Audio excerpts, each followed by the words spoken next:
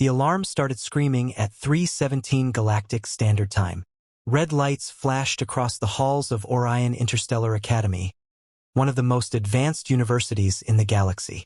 Hundreds of alien species studied there, scientists, warriors, diplomats, and one human. Inside Containment Chamber 7, something massive slammed against the reinforced walls. Thud! The entire hallway shook. Inside the chamber was Specimen X-97, a creature discovered on a death world near the edge of the galaxy.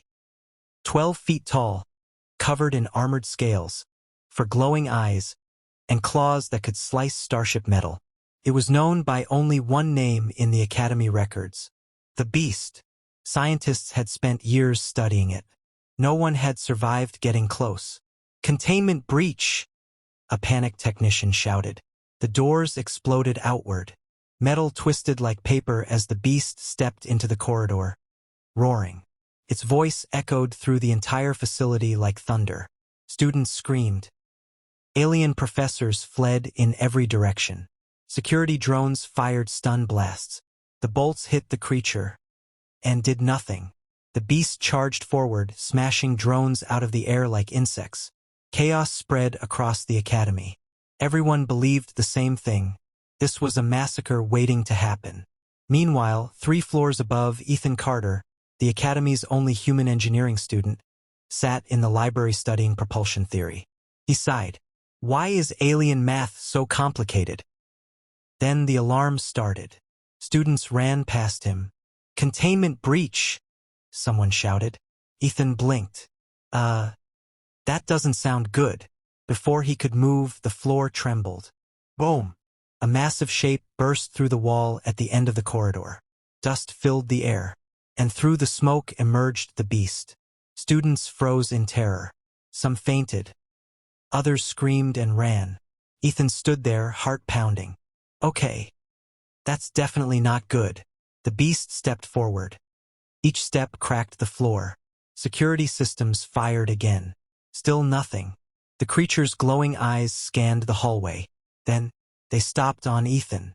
The hallway went silent. Everyone expected the human to die first. After all, humans were small, fragile, and new to the galactic community. Ethan slowly raised his hands. "Hey there, big guy." The Beast tilted its head. Then something impossible happened. It stopped advancing. The creature sniffed the air. Its massive claws lowered. Students watched in disbelief. Ethan swallowed nervously. "Look, I don't know if you understand me, but I'm not your enemy." The Beast took one slow step closer. Security officers shouted over the comms. "Human, move away immediately." Ethan didn't move. Something felt different. The creature wasn't angry. It was confused. Then Ethan noticed something. A metal spike was embedded deep in the Beast's shoulder. Blood, dark and glowing, dripped onto the floor. "Oh, you're hurt." The Beast growled softly, not threatening, more like pain. Ethan slowly reached into his backpack. Security shouted again, "Do not approach the creature." But Ethan ignored them. He pulled out a small medical spray used for engineering injuries. Then he did the stupidest thing anyone at the academy had ever seen. He walked toward the monster. Students watched in horror. The Beast could crush him instantly. Ethan stopped just a few feet away. "Easy, easy." The Beast stared down at the tiny human. Its eyes flickered. Then slowly, it lowered its head, like it was allowing him closer. Gasps filled the hallway. Ethan gently sprayed the wound. The creature flinched but didn't attack. "There you go. That must hurt like crazy." The metal spike fell out. The Beast exhaled a deep rumbling sound, almost like relief. Then something even stranger happened. The massive creature slowly moved and sat beside Ethan, like a giant guard animal. Security forces arrived minutes later. Dozens of weapons pointed at the creature. But the Beast immediately moved in front of Ethan. Protectively, it growled at the soldiers, not in rage, in warning. One wrong move, and it would defend the human. The commander whispered in shock. "It's protecting him." Scientists watching through cameras couldn't believe it. the most dangerous creature in the academy, had chosen the human. Ethan scratched the side of the beast's massive head. "Well, I guess we're friends now." The beast made a low rumbling sound, almost like a purr. Across the galaxy, researchers would spend years trying to understand what happened that day.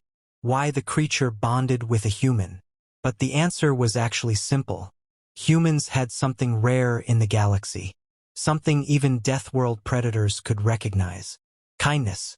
And once a human shows kindness, some creatures will guard them forever. From that day on, the Academy had a new rule. Specimen X-97 was no longer called the Beast. It had a new official title, Guardian of the Human. And anyone who threatened Ethan Carter would have to face the creature first. Part 2. The Guardian Awakens. Days passed since the containment breach. The Academy had gone into full lockdown, but Ethan Carter walked its halls like he owned the place. Well, kind of. He wasn't alone anymore. Specimen X-97, the Guardian, followed him everywhere. Wherever Ethan went, the ground shook slightly with each step of the 12-foot-tall beast. Students still screamed when it appeared, but Ethan waved them off. "Relax. He's friendly mostly," Ethan said, brushing a hand against its armored scales. The beast growled softly. It understood friendly. It wasn't just for show. Danger still lurked in the galaxy. A rival alien faction had learned about the Academy's research into human ingenuity, particularly Ethan's work on quantum propulsion drives. Their agents infiltrated the Academy that very night. Ethan was in the lab, recalibrating a microfusion engine, when he heard the subtle hiss of energy weapons. He froze. "Not again," he muttered. Before he could react, dozens of alien mercenaries burst through the doors. Their weapons aimed at him, hungry for the technology humans had invented. "Stay behind me," Ethan whispered. The Guardian stepped forward. Its 4 glowing eyes scanned the attackers. Then, with a roar that shook the walls, it charged. Bullets and energy bolts struck its scales and bounced off. Its claws carved through the reinforced doors, tossing enemies aside like rag dolls. Ethan ducked behind a workstation. He had never seen anything move that fast or that deadly.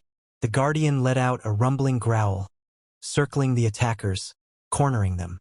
When one tried to fire from above, the creature leaped effortlessly, shattering the ceiling panel and knocking the assailant unconscious. By the time the Academy security arrived, the intruders were either unconscious or fleeing.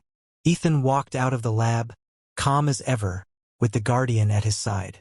"Seriously, you're terrifying," a nervous security officer said. Ethan smiled. "I didn't do it. He did. But yeah, terrifyingly loyal."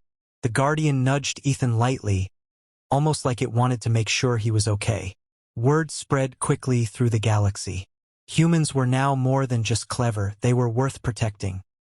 Ethan's human empathy, his small acts of kindness in a universe that expected fear and dominance, had forged a bond that not even the deadliest predators could break. The Academy adapted. The Guardian was assigned as Ethan's official protector, and the pair became an unstoppable team.